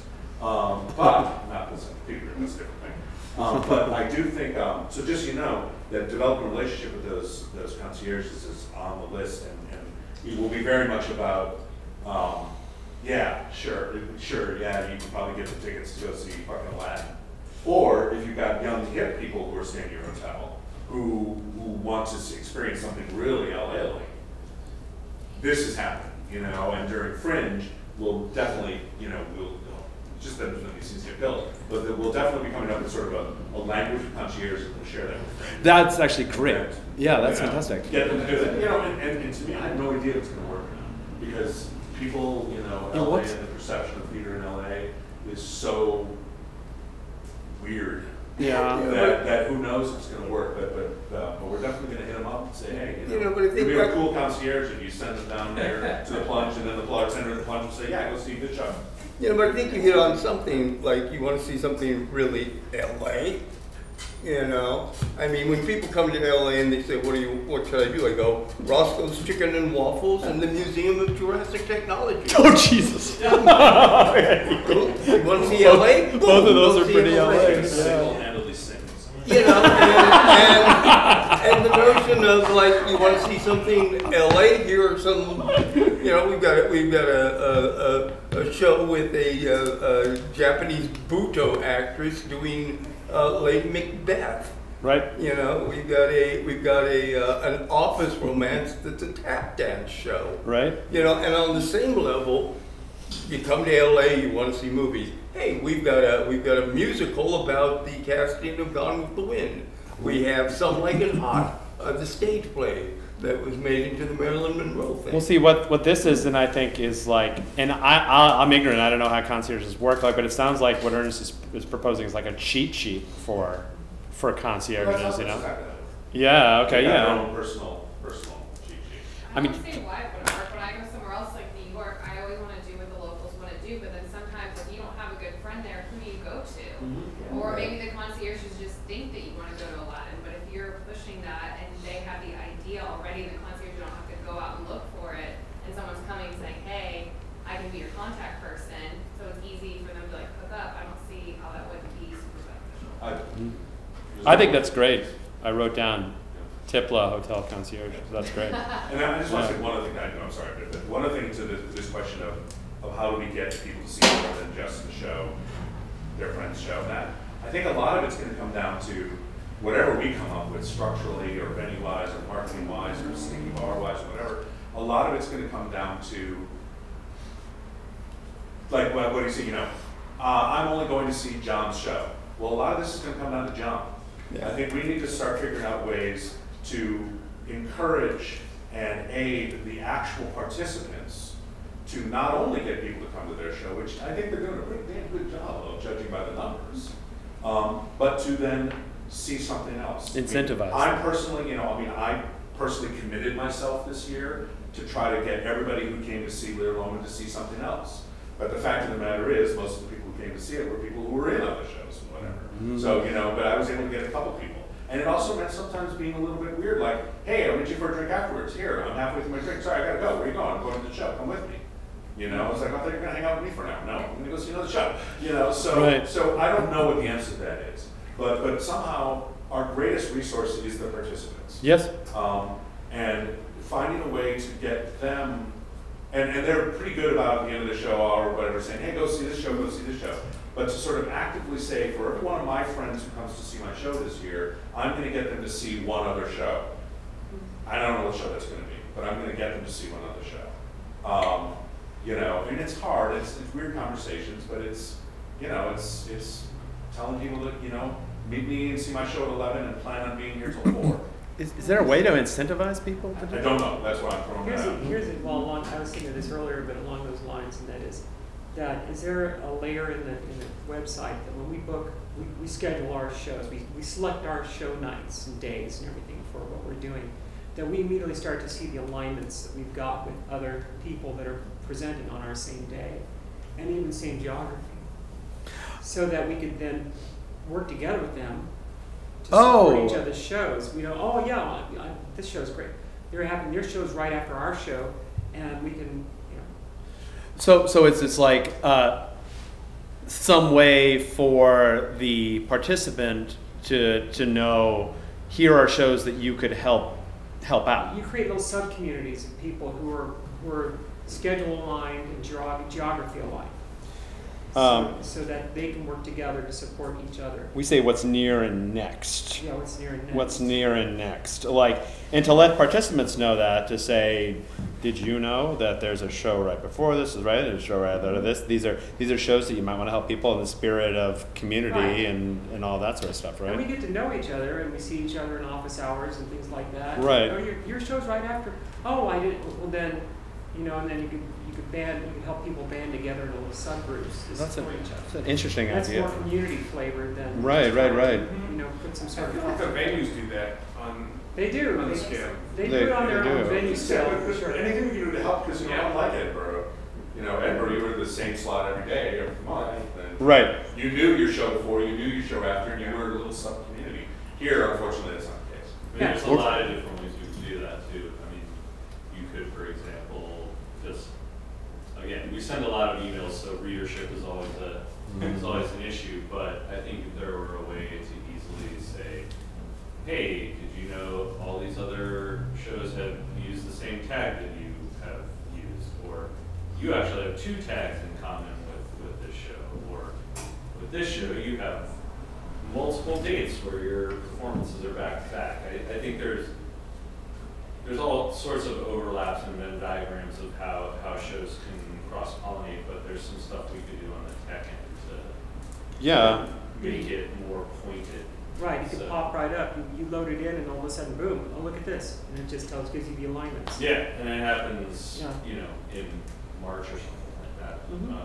I mean, or also continuously, but you know, like early and often, you're kind of acquainting people with.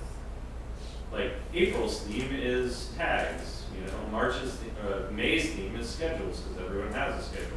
Or if there was like a community tab in your project page, which showed like, these are shows that seem to have stuff in common with you, be it geography, time, or subject matter. And over time, and it's really easy, like get in touch. Right. You can create like a friendship system. Over time, you add different mechanisms. So you know, start with schedule and start with tags. That's a really interesting idea. I know Matt has a question. Like I had another thought. Actually, you asked a question. I'll present my idea. No, you can go ahead. Well, it's a little bit of a new subject. So if you wanna. I was just going to say, you mentioned incentive for people to go see shows, and something that we had worked with aside of it. Actually, if you remember, I called you asking how many shows do you need to see in order to vote. Right. So one of the things I pushed with the asylum people is the more people in their cast they got to see more shows, then those people could actually end up voting and in turn vote for them. So the incentive is to get their audience to go see more shows. That's an interesting point. So they can vote. So it's kind of, it means publicizing right. more. the award element, which I think audience members, it would bring them more into the community. Oh, if I go see 5 shows, right, I'm going to get to vote. So that's a really interesting incentive, because you're saying it is like, I brought you and you've seen one show. Now you're not going to be able to vote for my show until you see more shows. Until you see more shows. So go see some more shows that you're not going to like as much as mine. Right. And then come back and vote for me. I had like one person came to me and said, it's sometimes difficult to see everything I need to know as a participant in one place. You know, and that could be events or dates or happenings or announcements and all this sort of thing. And we do have the support portal, support.hollywoodfringe.org, but I think what this person was asking was something a little beyond that. It was like the splash page thing. It's like having I was thinking about having a whole new section of the site devoted specifically to participant community that says, here is your participant calendar, here is some tips, here's a really quick link to various resources like the participant packet, the hotspots listing, all of this, to try to have a section of the site that only participants could see, that's specifically related to participant community oriented stuff. So that was something we throw in. So no one's going to have a problem with that, it seems. But Is there yeah. anything on the website, like maybe on your receipt or somewhere, like if you go, I don't know if this would be okay with other people, but if you go see a show, maybe get like a discount, a small discount to incentivize them to go purchase immediately another show. The difficulty is that every show, the challenge is that every show controls their own pricing. Yeah. So we already say to participants, it's like, you need to give $1 off if they have a button, but we don't want to go too far off deeper into participants' pockets. But again, what you're talking about could be, as we were talking about in the past, is an opt-in program. Like do you want to opt into this type of program where you get some sort of benefit, or like anything we do along these lines has to be opt-in, because we can't dip into this, but it's a good idea. It's a good idea. Yes, and you guys were mocking me about there's no way this is going to go 2 hours, and here we are. No, we were just mocking you. Yeah, okay, yeah, you were mocking me about a different thing. Does anybody have any more thoughts they want to talk? Yes, John? Just to talk about the website a little bit. Oh, I actually wanted to bring that up. Yeah, any ideas, please? So just the navigation of the website is tenuous. Explain. It gets complicated. So going to when you get to the homepage, there's a ton of information. There's pictures everywhere. There's writing everywhere, and it's all cloudy. Trying to figure out, like, if I want to know where Fringe Central is, I have to go up to the search bar, search Fringe Central, and then finally I found the event that was Fringe Central.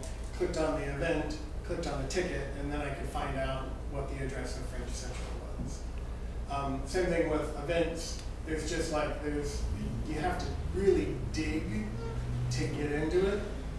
Some of the stuff that I'm looking at in terms of, like, where is prom happening? So I go up and I search prom, and I get prom from here's where 2017 prom happened. Here's where 2016. It should be at the top. Like the latest event should be at the top of the search results. It's not. And there's photos at the top, and there's all sorts of stuff happening, but just hot buttons. The search results are definitely listed by event, though. Yeah. They don't go by date. They might not go by date, but okay, by event, I mean Hollywood Fringe 2019, 18, 17, or did you just search? You search prom, the first thing is, they're ordered, well, to clarify. Yes, thank you. They are definitely ordered in reverse chronological order by event. But the definition of event in this case is a fringe festival. A whole fringe festival is an event. There are no old results until All results are below. Right. And it says listing under. I mean, I'm not saying you're wrong, but I think we need to clarify in order for. Yeah. Where is that? So yeah, it's on the homepage, but so like this is the mobile site, so it's different. But you're talking about the non-mobile on the site. website. There's just so much there, but it's underneath there's all so of that. much going on. Well, you're saying He's talking about the programs. The programs he wants it higher. The programs buttons that we list out, like office hours, events, Right. and all of these are too low down on the website. People don't necessarily Well, scroll down. now, but during the Fringe, they're very much they're above the coming next. Yeah. No, There's a right whole now, list they're lower. of stuff, yeah. Are there's you events talking that about come in the, next. he's talking about the slideshow and those sort of things? When I Sure. Let John talk, because I want to clarify what he's saying. I just want a simple place to go to get the information. So when I get to the Fringe desktop site, as soon as I get there, there is a slideshow playing up front that has all these individual poster things. It's overwhelming. Then there's a bunch of text of, yes, what's happening next within the next 15 minutes that you can absolutely run to and go to. I would like to figure out where this thing is. So those hot buttons, like when I go there, very clear, very first, here are the hot buttons. Do you want shows? Here. Do you want to know Fringe events? Here. Do you need a map? Here. And they're very clear, right at the top, easy to navigate. I think what he's speaking about, if I may throw in here, if I thought, am I not explaining it well? Oh, no, but may I throw in a thing, because I do graphics. Yeah, it's part of my yeah. business. And that is that the simplicity of the site and the presentation of the site is a challenge.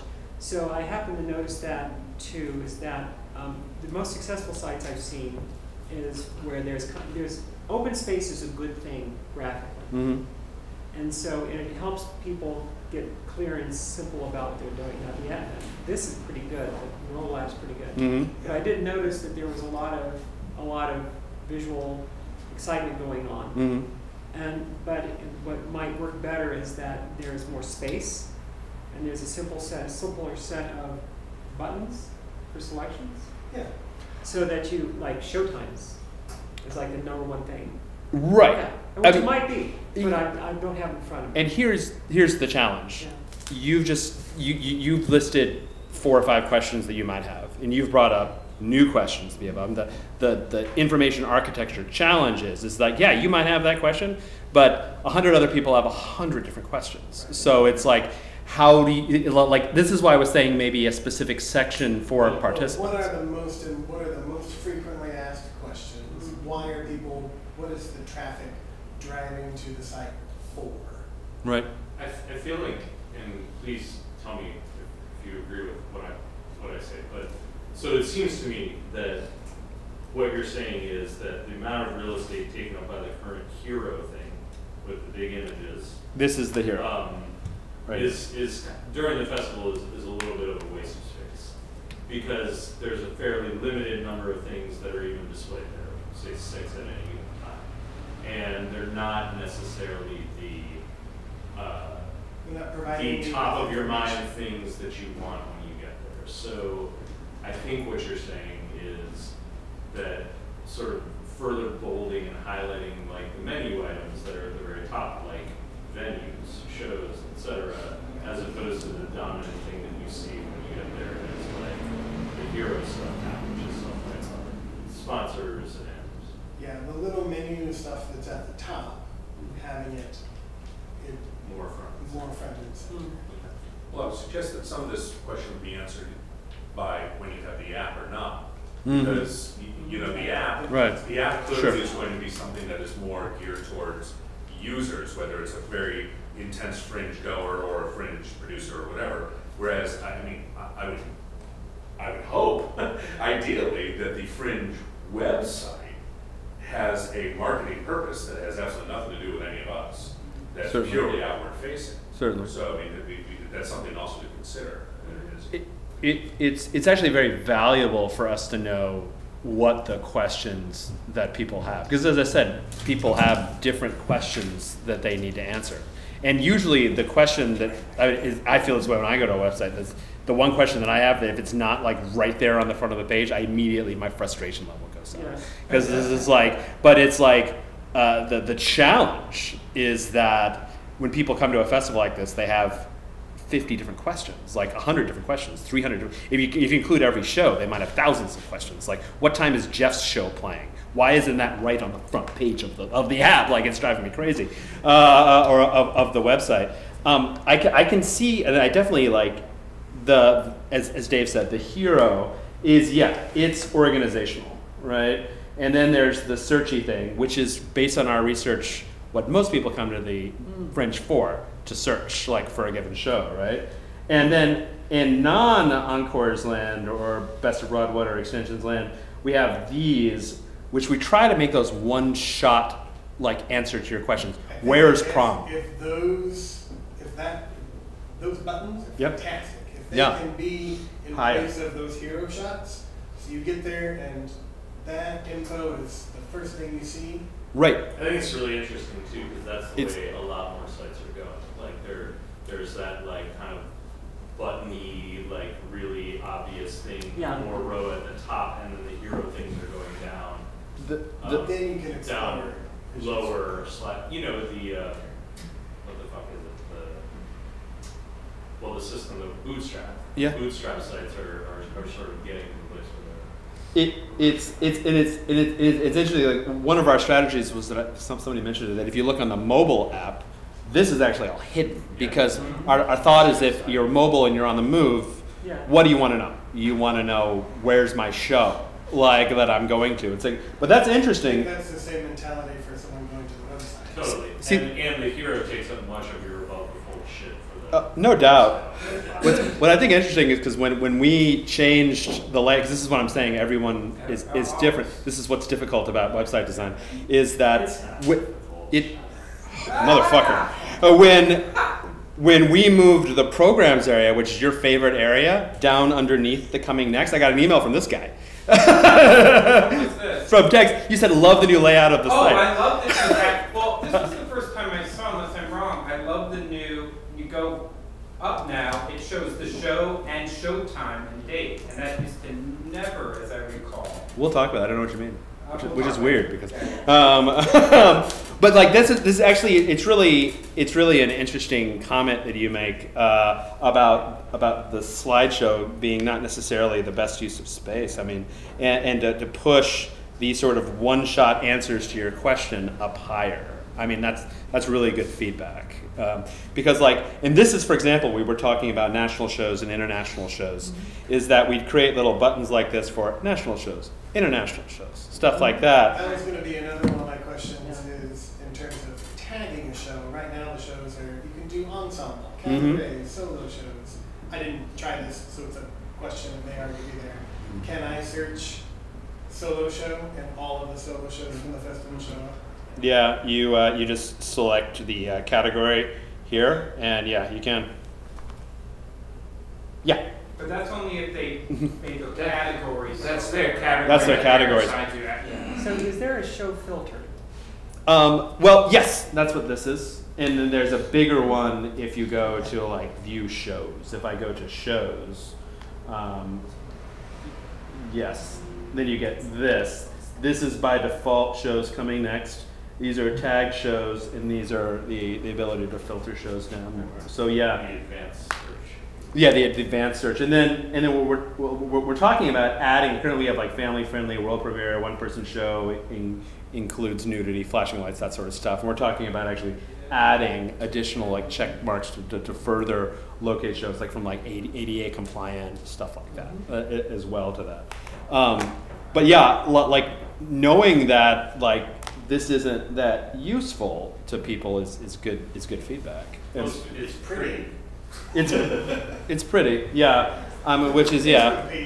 I mean, but if the page was more like this, because like search for projects, search for shows is like the #1 thing, right?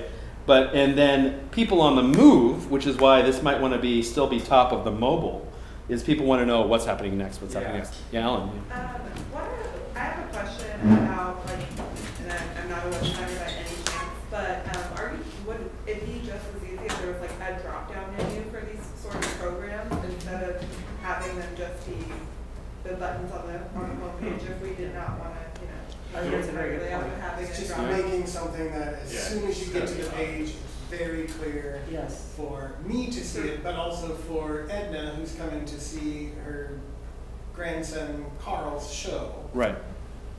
Like yeah, she's like, I'm just gonna push this. Right. And I think in general with drop downs, the thing is they're great if you know they're there.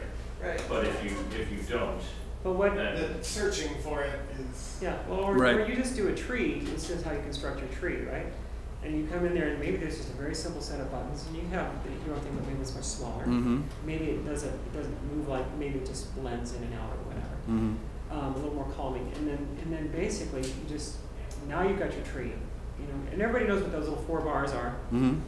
You know, and you just click on one of those things, and now it takes you to the next level where you can then drill down, drill down, drill down. Right, sure. Right, it could So be a that- button that says I mean, coming next. the ultimate- Click on that and all of that. Right. Right. The ultimate version of this is the Google interface. When it first came out, I wanted to buy stock. Right. Because all it was a line. Right. Saying you put in what you wanted. Right. It's the ultimate simplicity in interface, and they haven't changed that. Sure. Because it works. But in an art venue like this, sure, there could be a, you know, and I work in architecture, so those sites are just elegantly simple, almost haiku. And then you click on things, and it just very elegantly takes you to wherever it is you want to go see. Right. You know, but it's very calming, and it's very simple, and it transitions nicely and all that kind of stuff. Right. Does that kind of speak a little bit towards? But you want more than Just a... simplifying everything, especially on that home page. Right. 5 minutes. Thank you, Ken. Yeah, Matt, and then we could... Did you announce, sorry, I got here late, seeing the show, seeing the show. When are office hours starting back up this?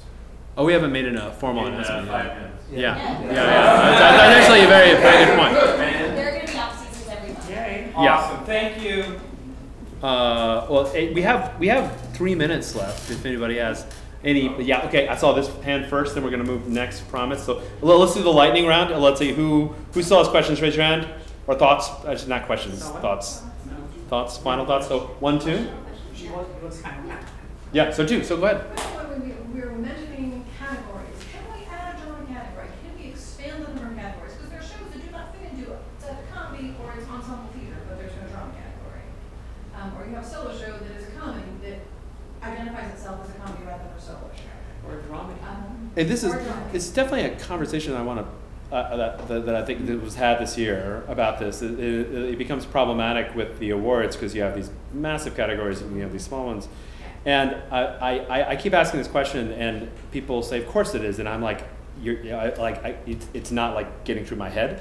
Is like we have, and I think it does need to be reworked, but it's like some of the categories are like meta about the show, like it's an ensemble show, and some of the categories are comedy or drama, which is more of like what the show is about. Oh, right, that's right. I understand. Well, like comedy, or which is about the show is about. So you have like solo and ensemble, which are about how many people are in the show, and then you have an immersive, which is how the show is done, and then you have comedy or the proposed drama, which is what the show's about. So there seems to be a logical inconsistency with that. So I think that if we were to add something like drama, then we should remove solo and ensemble and replace it with other things. I mean, I think effectively, just remove ensemble. Right. I mean, I think effectively right now, drama is solo and ensemble. Right. But Right. Yes, it could be, the nomenclature is certainly off. So, But it's right. Ensemble means, so might as well just. Right. So I think that if we were to add drama, because then we can get incredibly, somebody mentioned dramedy, black comedy, like all these things, we can get incredibly specific.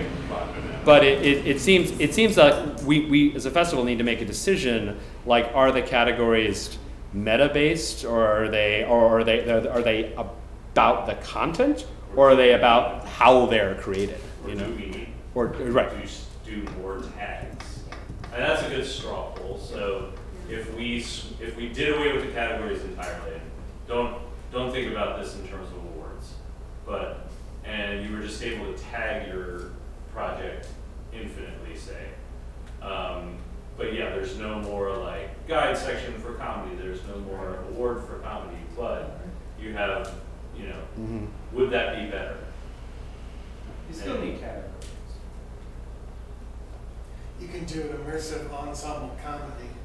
I mean that's where tags would help you, because you could that's why we have tags. Yeah, but awards, it's like any award thing. You the producer have to decide.